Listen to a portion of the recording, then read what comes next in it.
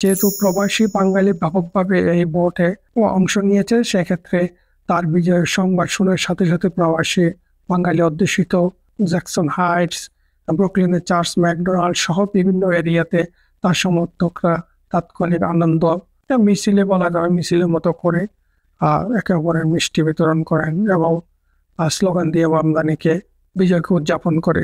Vote গ্রহণে আমরা যে নির্বাচনী কেন্দ্রগুলোতে গিয়েছি সেখানে দেখতে পেয়েছি ভোট কেন্দ্রগুলোতে বিপুল সংখ্যক ভোটারদের উপস্থিতি, যেটি সাধারণত আমেরিকান ইলেকশনগুলোতে খুব একটি বেশি দেখা যায় না। প্রেসিডেন্ট ইলেকশন ছাড়া এর স্থানীয় নির্বাচন নিয়ে তেমন খুব একটা এখানে আগ্রহী মানুষজনের মধ্যে আগ্রহ তেমন পরিলক্ষিত হয় না। তবে এবার নির্বাচনটি সম্পূর্ণ ব্যতিক্রম ছিল।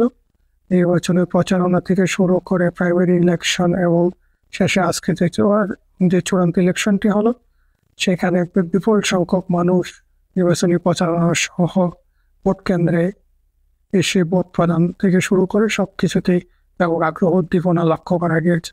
যেহেতু জোহরান মামলামে একজন ইমিগ্রেন্ট পরিবারের সন্তান এবং সে নিজেও ইমিগ্রেন্ট পরিচয় দিতে স্বাচ্ছন্দ্য বোধ করে, সেক্ষেত্রে প্রবাসী যারা রয়েছে এখানে বিভিন্ন এশিয়ান, আফ্রিকান সহ অন্যান্য প্রবাসীরা সম্পূর্ণভাবে জোহরান মামদানিকে সমর্থন জানিয়েছে। তবে সবচেয়ে লক্ষণীয় হচ্ছে মামদানি আমরা যে ভোট গ্রহণের যে হার দেখেছি, সেখানে সে সর্বশ্রেণীর এবং সকল ধর্মের মানুষের মোটামুটি ভালো পরিমাণে ভোট পেয়েছে। তবে ভোটের যে চূড়ান্ত ফলাফল সেখানে লক্ষ্য করা যাচ্ছে যে মামদানিকে বিজয়ী করার ক্ষেত্রে মূলত তরুণ এবং যুবক শ্রেণীর যে ভোটার রয়েছে তারাই পার্থক্য করে দিয়েছে। কারণ আমরা ভোটের যে প্যাটার্ন সেখানে দেখতে পাচ্ছি যে বয়স্ক শ্রেণীর যারা রয়েছে, বিশেষ করে যারা 50 তারা কিন্তু ব্যাপক হারে কুমুকে ভোট প্রদান করেছে। আপনারা নিশ্চয় জানেন যে কুমুর পিতাও একসময় নিউ ইয়র্ক স্টেটের গভর্নর ছিল। তো সেক্ষেত্রে এবং খুবই জনপ্রিয় গভর্নর ছিল। সেক্ষেত্রে যারা কুমুর পিতাকে পেয়েছিল হয়তো তাদেরকে স্মরণ করে তার সন্তানকে নিউ ইয়র্ক সিটি মেয়র পদে কিছু ভোট প্রদান করেছে। প্রথমে যে বিশাল ব্যবধান ছিল জরিপগুলোতে, সেটি কুমু অনেকটা কমিয়ে আনতে পেরেছিল, 10-এর ব্যবধানে নিয়ে এসেছিল, যেখানে প্রথমে শুরুতে প্রায় 20% পিছিয়ে ছিল কুমু।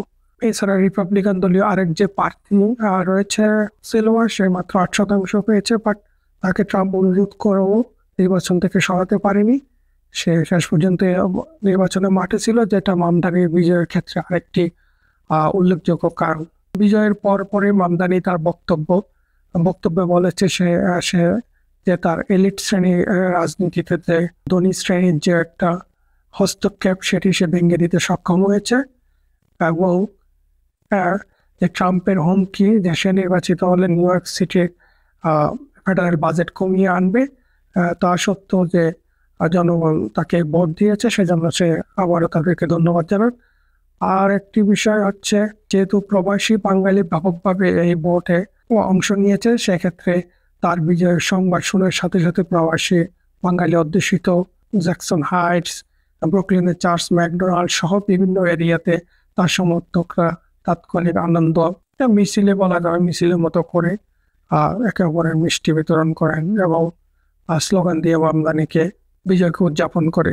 আরেকটি তথ্য আপনাদেরকে জানিয়ে দিই, যেহেতু এটি গত 50 বছরের মধ্যে সর্বোচ্চ পরিমাণ ভোট পড়েছে বলে বোর্ড অফ ইলেকশন ইতিমধ্যে তাদের ওয়েবসাইটে জানিয়েছে।